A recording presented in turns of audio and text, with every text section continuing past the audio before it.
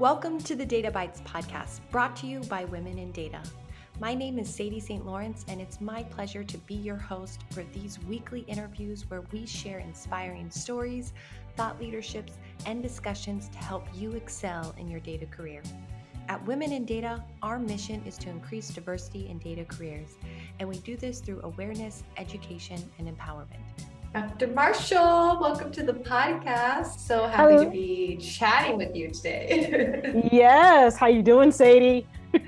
Doing well, doing really well. So happy we're able to have this conversation because I feel like you have been everywhere in my social feed. You got it down. I opened up my email this morning and it was from Data Science for All, and it was like, hey, you should buy this book. It was a great author. I was like, oh, it is, because I'm talking with her later today. So. Yes, yeah, I think you got that. I got the same email. I think it's Data Science for Everyone from the Learning Agency, and they're spotlighting my book, which is so awesome. So yeah, I try to be everywhere. I mean, that's the beauty of being in digital space, right? Like you can everywhere, but yet not physically move anywhere. Yeah, I know. I'm a big Marvel comics fan, and I love the idea of the multiverse, and especially the most recent one with Doctor Strange, where there's multiple versions of you in different universes, right? I think that's a little bit of what we got going on here today. So just a little bit of smoke and mirrors. Anyways, well, we have a lot to cover, so let's dive in. Definitely want to talk about your book, dive into some AI ethics, but so curious of how you got started in this space. Like, what is your story and what were those memorable points along your career journey? Oh my goodness. I'm gonna try to keep this as short as possible. It started when I was very young by rolling coins. I'm dating myself. So if you remember rolling coins with your parents or a grown up, that's where it kind of started. And then organizing membership for my dad as he was volunteering for one of his, ERGs is what they call them now, right? But it was just an organization within his company that he was volunteering for. That's how it started. And then it went to, how am I going to make money? Because I need to make sure that when I got to college, I was going to have a degree that was valuable. And so I chose computer science because I love math. And I saw computer science as creative math, right? It's like math with a twist for me. So computer science was my home, and I loved it.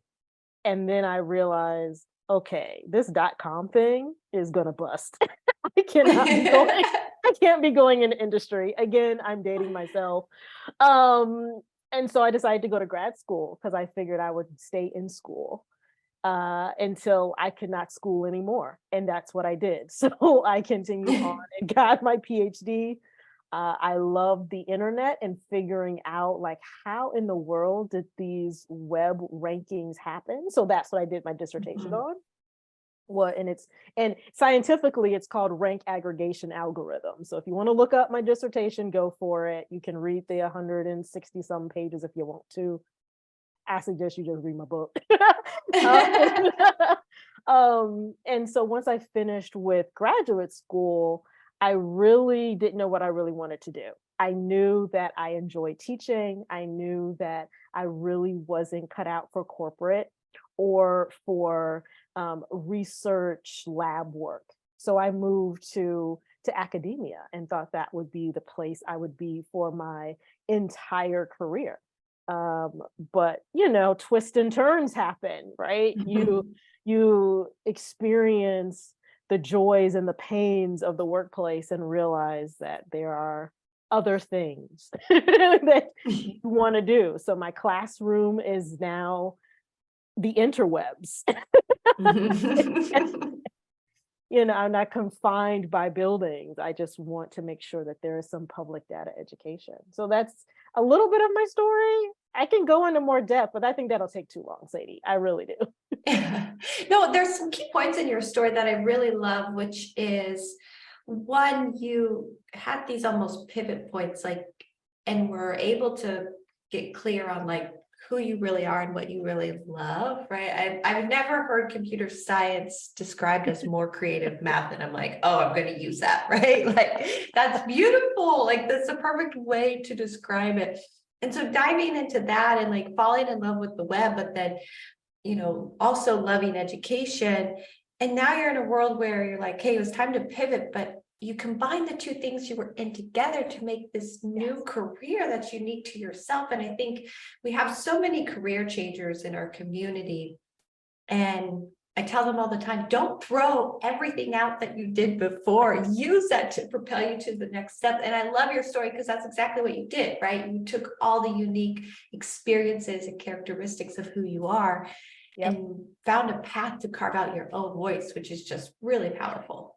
Well, it's also about listening to what people want to hear from me, right? So people would ask me questions about higher ed, and then I would tell them things, right? And they would be like, oh, that was good. Because I say all the time, higher ed is broken. I've been saying it since 2018. Higher ed is broken. Like, it's broken, y'all. So just be clear, it's broken. So you're having tensions with it, it's designed that way. And how do you navigate through those? And people wanted to hear my thoughts about, the ethics and the implications of technology, because I have this computer science background, right? Have all the degrees in computer science. So I can talk about algorithms, I can talk about data structures, I can talk about databases, I can talk about data stewardship and data ethics in ways that people without the background can't. I can see issues and problems before they arise, right? I can laugh at some of the ridiculousness of what we've seen over the past, 60 days or so. And be like, yep, saw that coming. Yep, saw that coming. I have other predictions as well, right? I think there will be some tech bankruptcies in our future, and things like that, right? So, and then people are just kind of like, oh, okay, like she has something to say. And then I just say the things that people sometimes are thinking. I just let it out, because I've seen it. I was part of the dot-com bust boom era. So I saw the trends of how the world behaved before, during the boom, and what happened in the bust. And I'm seeing very similar patterns now. Yeah, maybe a little deja vu going on here. Very much so. I'm seeing a lot of the very much the same trends, and how companies are behaving, how potential employees are behaving. But unfortunately, we have this big monkey on our back called AI, which is an umbrella for everything computational, data, tech, machine learning, deep learning, like it's automated decision systems, all the things. It's just become this umbrella term that people are continuing to use and think that AI will solve our problems, and it creates harms. So given that you've seen a little bit more of the world than maybe some people who have been who are listening to this show, right? You've seen a cycle of boom and bust in tech. And I have the feeling that you're predicting we may be going through a bust here soon. What advice do you have to people who are used to pretty stable economic environment, particularly in tech, right? Like for the past, 10 years, it's like, you need to get into tech, you need to learn how to code, you need to learn AI. And then we're hearing that big tech companies are starting to lay off people. What should somebody's mindset be around this, given that you've kind of seen this cycle happen before?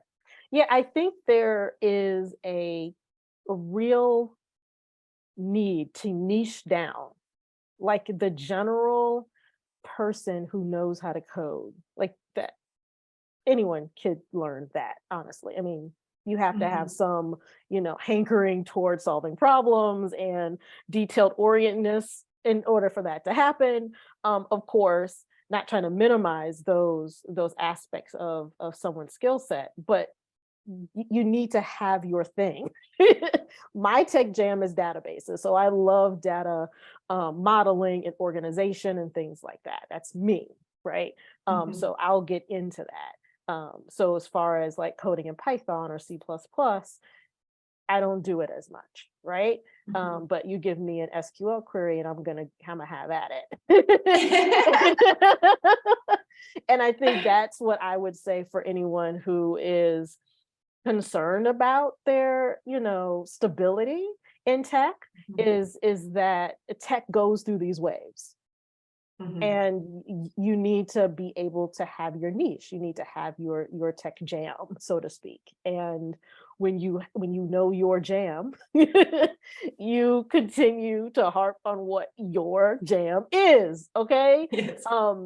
You always got to be ready. I mean, I think that is the power of me being a Black woman, is that I'm always underestimated. So I always have other tools in my tool set. And I think a lot of people who are listening to this, just know you have many more tools in your tool set. So you look at your resume, you look at all the projects you've done, and you start to piece out what are some of those themes so that you can reconstruct your resume in order to highlight your strengths and show evidence. And I think that's something that a lot of women don't do. But I'm learning how to do that a whole lot better, right? And that, helped me get to the book and helped me get through the book. And so I started going like, ooh, like I'm a writer. And I had to like come to that, like, ooh, I am a writer. Like I thought I hated writing, but I am a writer. And that's a different skill set. And I'm trying to hone that skill set, right? I don't think I'm a good speaker, but I'm honing that skill set.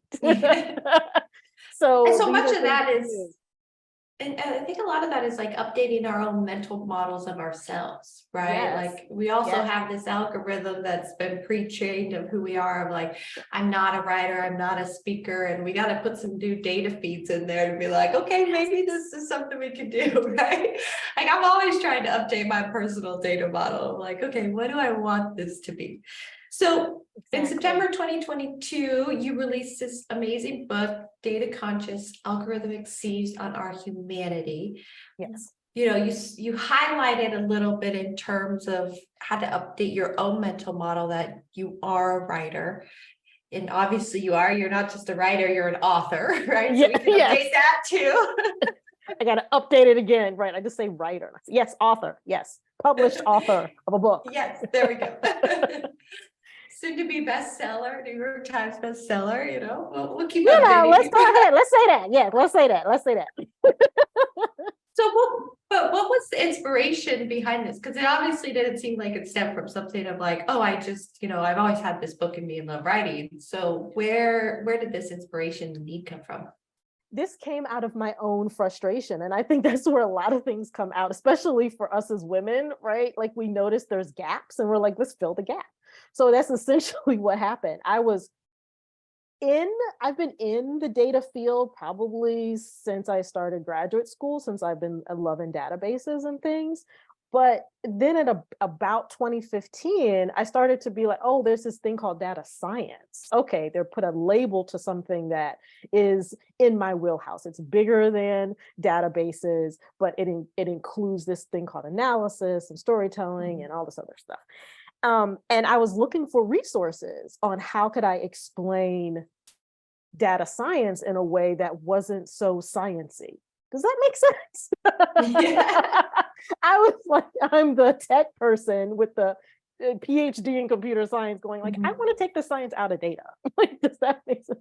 And I wanted to make it digestible and relatable to people, because as I was talking about how I saw data science as being broader than just like machine learning and AI and deep learning, people were like, would you include the social sciences? Yes, I would. Would you include data governance? Yes, I would. And I was looking for resources, and all I could find was a bunch of papers and then books written by social scientists and people in the humanities. And all of those books were really good.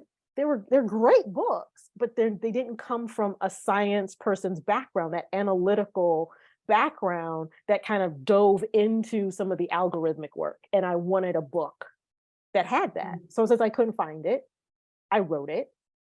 And the other part that it stemmed from was that everybody who was cited in the papers that I found were of the same demographic.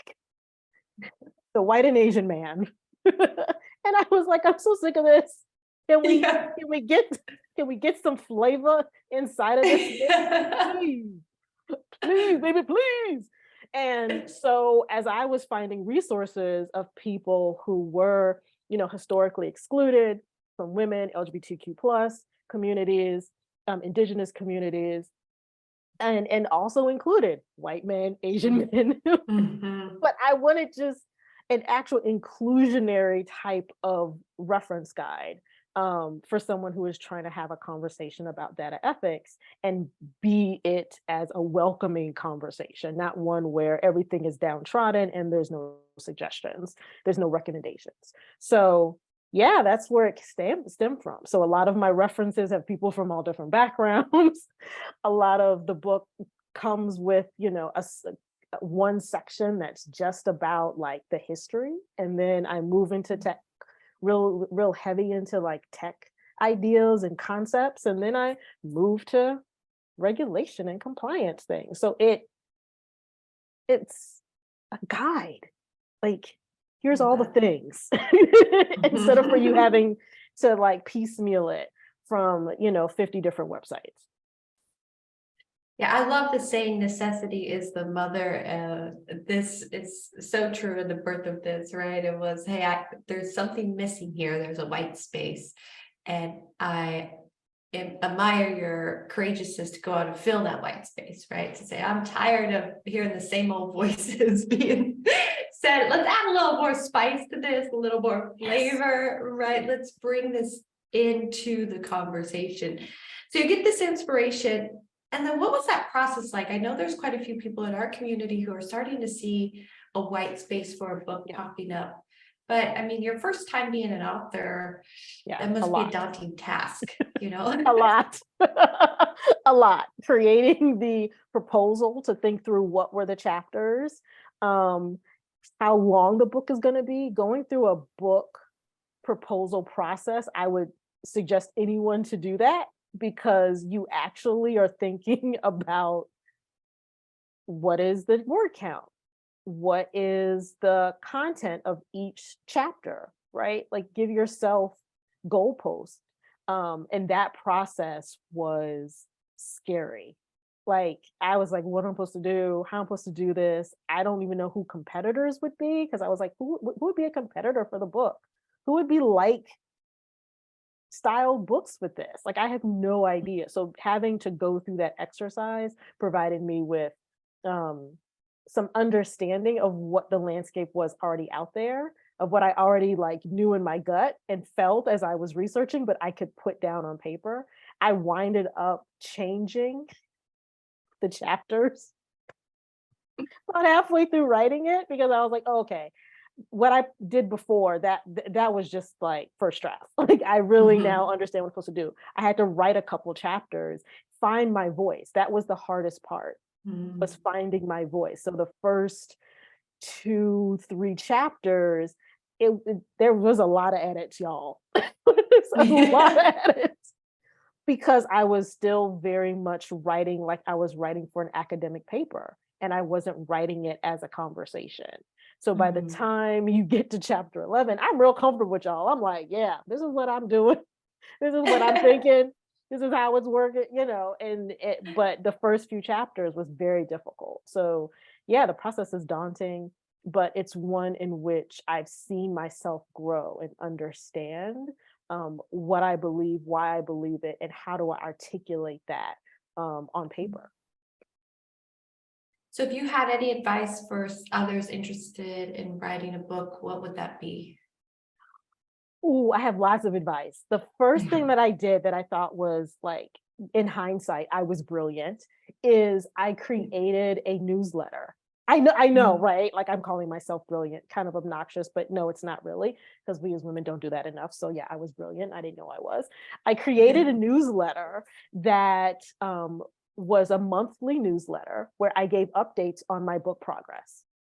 And so that made it so that I had to write something for me to have something to say. Because what had happened was people signed up for the newsletter. And I was like, oh, I have 50 people. I need to tell them something. Okay. Let me do that. And then it wound up growing, which was awesome. So people saw like the whole journey. So that is definitely a piece of advice. It helps with accountability. I think the second piece of advice is block out time. Like I blocked out time, like chunks of time, 2, 3, 4 hours in order to work on the book. And working on the book means reading, means writing, means thinking. Yes. I don't know how often I've had my phone and I've just like typed like sentences up in some type of document and then translated it to a chapter. And don't go in order, just whatever thoughts come to you, write it down. Is another piece of it. Just write down everything that comes through your consciousness, because you don't know what chapter it's going to be used for, and you can pick it up anywhere. But yeah, those would be the big piece of advice. If you want to know more advice, I think you just need to talk to me. Or read the book too, you know. read the book. Yeah. But there's just so much advice that I would do again. Do different if I do it again, and things that I would just tell someone who is trying to write a book what to do, and how to keep themselves motivated. Yeah, there's a lot. Well, I think those are good, at least meaty enough pieces that people can take it and run with, and then after they're stuck, they can come back to you for more. But now I want to dive into really the meat of the book. I mean, the tagline is Algorithmic Siege on Our Humanity. And so my first question is like, are we all doomed with AI? Like, can you give us the cliff notes here? Like, what is the siege that we're under? So I think the siege we're under is, and I'm starting to really articulate this better. I don't think I did as good of a job in the book, but the fun part of humanity is the path of discovery. Figuring out the journey and being on the journey is part of what makes us human. And what AI and just automated decision systems in general are now doing is crossing that line. It's making things that are supposed to be something you discover, something that's already done for you. I'm putting in that bucket AI generated art, AI generated writing tools, AI generated fill in the blank, right? Coding, I mean, everything. We need as humans in order to be able to discover things. And the algorithmic siege is the fact that algorithms are trying to do not just the mundane tasks, but do the fun stuff, right? And number one, they don't do it well. They're like 2-year-olds trying to do it. So it's like tragic and waste all of the food at the same time. You're like, oh my God, so much good material you had 2-year-old, and then you just wasted the whole bottle of juice. But then also it's just this notion that we just kind of sit back and let it happen. And I really want to galvanize people and motivate folks that you have more agency in this conversation. It's not doomed. There is, in fact, a lot of hope. What I put in the book, in the meaty part, the second part of the book, is a lot of questions. I say, here are some questions that you can ask. If you're sitting in the room and people are telling you some things that make you tilt your head and make your stomach kind of do a flip, or your face do like scrunch up a bit, you're like, wait a second, hold up, who owns this data again? Right? Hold up, how is accessibility working right now? Like, you know, and like really start to hone in on some of these key questions before the product goes out into the world. Because what I've found is that the role of tech has been to release something and then have other people tell them that it's bad or wrong, and they just patch it. They don't retract it back. Yes. And so I want to galvanize people and mobilize individuals in order to say, let's not release the product. Let's not put it in the world if it's not going to go through some screening. And let's start to put some screening in place at every step in the data lifecycle. And I call us rebel techies. So like, come join me and be a rebel techie and ask these questions.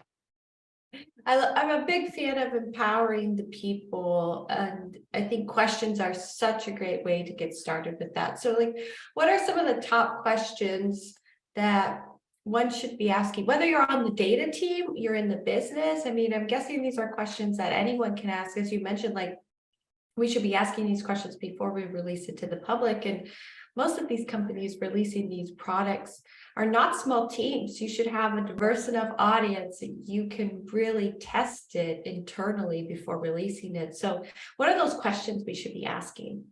So one question that I love asking is, where did the data come from? Oh, it's such a simple question, right? But no one knows the answer. I mean, it goes to legal, and you're just like, I just asked where this data came from. yeah. Because everyone has a product idea, and with their product idea, they then want to test it out on some data set. You get a data set, magically falls down from the sky, and you just ask the question, where did the data come from? Because if the data is not really owned by the company, and that could mean they bought it, or did they just skim it off of their stakeholders? Bad ethics. And then what was the purpose of that data that was collected, right? Because a lot of times there is repurposing of data, and that means that you're going to have a poorly constructed data set from the beginning. I love asking, the second question I love asking is like, why are we doing this? Again, shuts down rooms. Why is this product important? And so a lot of the malfeasance we've seen in the tech industry, especially this year, the question is always, so how is this product, like, what problem is this solving? That's another way of saying what problem is this solving? Because there is no problem. And so there's no point in having this product, so let's not have the product. But people don't want to just admit that there's no problem. And then I think the third most popular question that I love to ask is about accessibility. I ask, so what audience have you engaged this particular product or service in? And those are great. And again, no, they don't want to talk about it. They want the abled, white, male, rich person. And you're just like, okay. Powerful questions. I mean, and even just 3 questions, there's a lot of follow-on questions that can come from that and really start to just shine some light on the purpose and fit for society. So I think those are helpful. And I hope that all of us start asking those questions as we move forward, either designing, creating, or interacting with products. In a broader term, though, you know, you talked a little bit about the .com boom and bust and some similarities, but where do you really see like the biggest concerns with AI? And if you just took our current trend line trajectory and had a crystal ball, right, where do you see us headed? We're headed, actually, I think, on a collision course. I think AI is starting to fray at the edges. I think that there's a constant and loud stampede coming of people going, do we really need AI here? I think that there's a lot of concern over not only our data privacy, but also why is all this data being collected about us that we don't know about, that we do know about, and that's being monetized about us? So I think people are pulling away from the global platforms and going to start to retreat into private groups. And we started to see that in 2022. We started to see people kind of pull away from global platforms. But I think AI is trying to continue on the global scale, and it's going to have to retract and then really niche down to particular areas and being used more as a seasoning versus as the meat of tech. And I think that's where that trajectories, I think, is where we're headed, because I think there's enough public conversation and enough scientific conversation, enough educational conversation about like, what are we really doing? Like, why are we creating these services and tools and products, and there's no problem that we're solving? We're just doing it to do it. And that's not sufficient enough. That was sufficient 20 years ago. It's not sufficient anymore. We are combating cyberbullying and identity theft and social engineering and scammers and we just don't have the care or the capacity to do this anymore. When you're seeing this shift on privacy and the use of AI, is this shift coming really from policymakers, or is it from the general public raising their voices? Like, who's leading the charge in this, would you say, today? I think that it is not policymakers. I think policymakers, are the last. They get on the bandwagon when they know it is important to their constituents, and meaning dollars. But I think it is everyday people who have been impacted negatively by, I can't meet anybody that says, oh yeah, I've never been harmed by tech. Everyone now has been scammed out of some money, knows somebody who's been scammed out of some money, been cyberbullied or trolled, same category, or knows someone who's been cyberbullied or trolled. Or had their identity taken. The list could go on, right? We don't have a long enough time to list out. We don't have a long enough time to list all that stuff. Exactly. But everybody knows somebody if it's not you. Or you're trying to protect someone in your family, right, from this happening to them. So enough people have had enough experience to be like, okay, hold up, let's stop the bus, get to the rest stop, let's get out, let's survey what's going on first before we get back in the bus and keep going, right? How much gas do we have? Is everyone eating, right? Like, we got to do these like checks, right? Is everyone accounted for, right? We didn't lose anybody from the last stop. There's a personal accountability everyone now has, because they understand that they have not only their physical or analog life, they also have their digital life, and they do check-ins on both.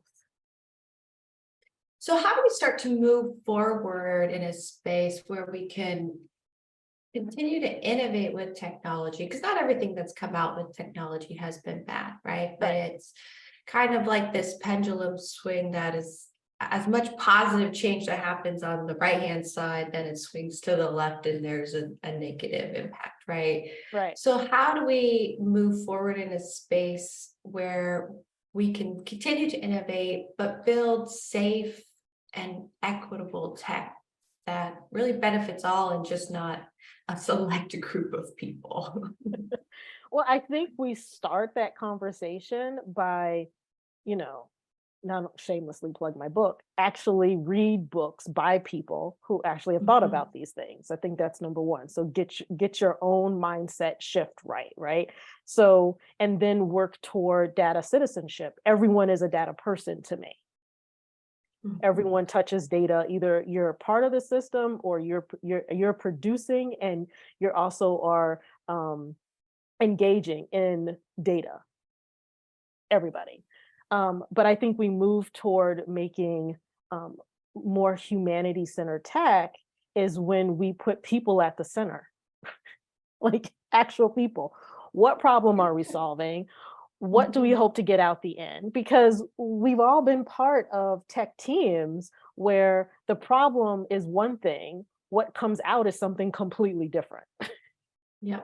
Oh, we thought the product was going to do X. It winds up doing Y. We'll just switch our PR and our marketing so that we now take this product and we do something else. We've all seen that. We've all experienced that, right?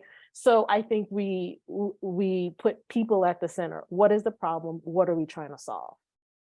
And if we don't have a problem, then let's not try to solve that non-problem.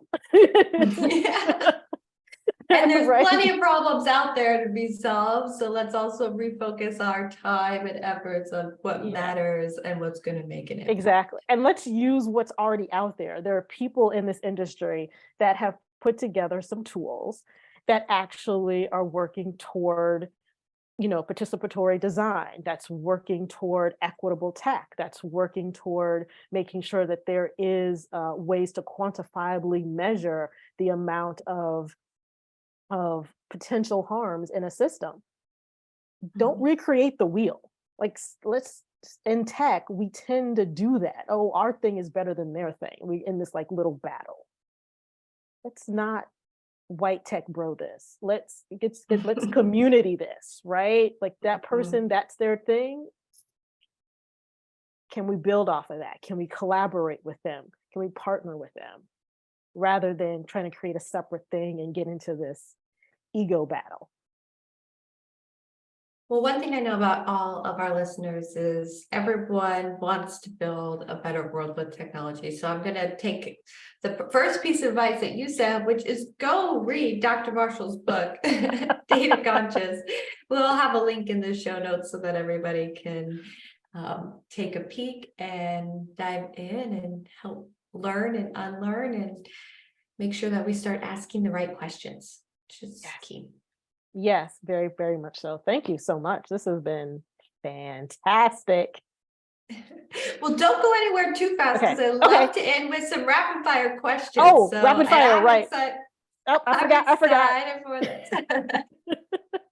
It'll be quick and then I'll let you get out of here. Okay. All right. So what is a book that you can't put down right now? That I can't put down. There's too many books. Okay. I can't put down W.E.B. Du Bois Portraits, and that is visualizing Black America. I love that book. I love looking at the infographics. I love looking at the history and how how him and the team was able to accomplish so much, given it was the late 1800s when that was created. So I just, as I said, love that book.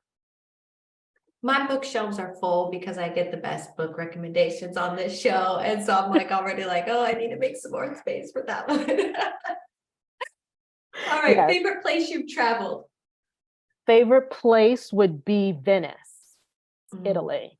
Favorite place. Love the food, love the atmosphere. It's very laid back and relaxed. We went in the summer. It's great. Just chill. Fill in the blank. Happiness is.